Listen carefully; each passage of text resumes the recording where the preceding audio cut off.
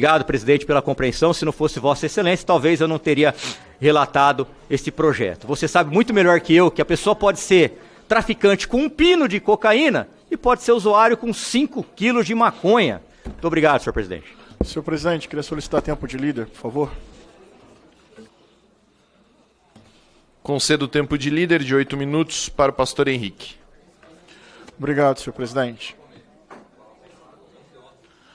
Nós estamos iniciando hoje, noticiado mundialmente, o conclave para a escolha do novo Papa. Não é a minha tradição, eu sou protestante, mas zelo muito pelo diálogo ecumênico, interreligioso, a defesa do Estado laico, da pluralidade religiosa e também do respeito à não crença religiosa. Mas então por que eu estou fazendo referência?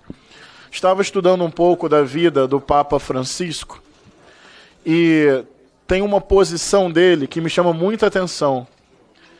O Papa Francisco fez vários gestos de mudança, de reflexão, pela paz, pelo respeito à diversidade, a defesa do planeta Terra, a defesa dos pobres, da justiça social. Mas tem uma mudança que, mais do que gestual, uma mudança doutrinária dentro da tradição católica apostólica romana que o Papa Francisco operou, Duda, que é bem interessante. O Papa Francisco se posicionou formalmente, alterando a doutrina católica, contra a pena de morte no mundo inteiro. E a partir dessa posição do Papa Francisco, a Igreja Católica Apostólica Romana passou a usar a sua diplomacia para, em todas as áreas do mundo, defender essa posição contrária à pena de morte. Acho isso tão sensível, importante, ainda mais num contexto em que as pessoas confundem justiça com vingança. E aqui mesmo, quando nós falamos sobre a dignidade de todas as pessoas, inclusive aquelas que estão cumprindo pena, nós somos ridicularizados, somos chamados de defensores de bandidos, e às vezes nós queremos que as pessoas privadas de liberdade tenham alimentação segura e saudável, tenham acesso a direito básico. E o simples fato de defender a dignidade destas pessoas, de acordo com a própria Constituição, nós já somos ridicularizados aqui. Por isso, Duda, nesse momento que há uma atenção especial ao conclave, ao legado do Papa Francisco, eu queria retomar essa dimensão profunda de espiritualidade e de cidadania, que é o reconhecimento da dignidade de todas as pessoas. E isso não significa não aplicar justas, devidas e proporcionais penas. Mas significa que a pena de morte, em nenhum caso, deveria ser concebível, desejada e aplicada.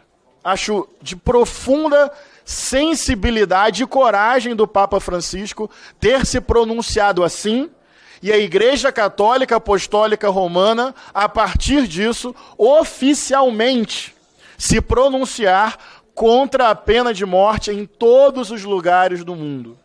Não é a lógica do toma lá, dá cá, que produz justiça. Não é a lógica do olho por olho, dente por dente, que produz justiça. Não é a lógica da vingança e do desprezo à dignidade humana, que produz justiça. E nada disso do que eu disse significa não aplicação de justas e devidas penas, considerando crimes cometidos e devidamente julgados. Mas essa ideia que muitas vezes se reproduz aqui, de que justiça tem a ver com elimina, manda para o quinto dos infernos, tem que morrer mesmo, que chore a mãe do vagabundo, é marginal. Essa lógica, na minha opinião, fere a dignidade humana, fere princípios constitucionais do nosso país e, trazendo um pouco para a minha espiritualidade que me constitui, que eu não transformo em projeto de poder ou imposição, fere a espiritualidade mais profunda do Evangelho. Afinal, olha que curioso, Jesus de Nazaré não morreu quentinho numa cama de longevidade, não morreu por um acidente, não morreu por uma doença. Jesus de Nazaré, do ponto de vista histórico e bíblico, foi preso, torturado, e que pena foi aplicada a Jesus de Nazaré? A pena de morte. E curiosamente, enquanto estava sendo torturado, enquanto estava sendo aplicada a pena de morte, tinham pessoas ao redor, zombando, humilhando, glorificando, comemorando e desejando a sua morte. Milênios depois, ainda tem essa cultura que confunde justiça com vingança e com aplicação de tortura sobre o outro até que ele morra, para que então, em tese, uma justiça seja satisfeita. Vale lembrar que o Jesus de Nazaré, que vinha da periferia, que vinha da Galileia, que era um corpo de um povo oprimido na época, porque tem esse debate também. A pena de morte, que na minha opinião, filosoficamente, é um equívoco, quando entra numa sociedade racista, desigual, injusta, quem é a principal vítima da letalidade, da execução sumária, do desaparecimento forçado, da tortura? Senão os pobres, os negros, moradores de favela e periferia, os nazarenos da contemporaneidade, os corpos que não carregam o cheiro da verdadeira cidadania, que ainda é branca, patriarcal, cis heteronormativa.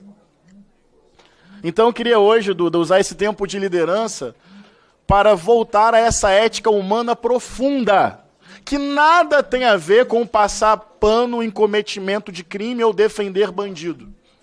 Mas eu, eticamente, me rejeito a achar que tirar a vida de alguém é uma medida de justiça. E detalhe, existe a pena de morte, o que eu considero um equívoco, depois de um devido rito, em lugares onde isso é aplicável e juridicamente possível.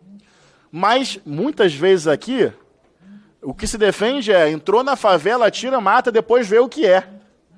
Talvez por essa percepção exista a pena de morte no Brasil. Uma licença para matar. Mas onde? Na favela, na periferia, nos lugares onde existe, dentro dessa visão hegemônica, uma subcidadania. E quando vai lá e tortura, quando vai lá e invade domicílio, quando vai lá e prende, depois diz que não merece alimento, não merece visita, não merece dignidade, quando vai lá e mata sumariamente, depois tem o quê? Uma espécie de glorificação e gozo, quase que prazer, achando que a violência sobre o outro é uma medida de justiça. Viva Papa Francisco e a sua profecia, a espiritualidade mais profunda que não abre mão do reconhecimento da dignidade de todas as pessoas, e a Constituição brasileira, que também não prevê a aplicação da pena de morte. Então, feliz iniciativa do Papa Francisco e da posição oficial da Igreja Católica contra a pena de morte em todas as partes do mundo.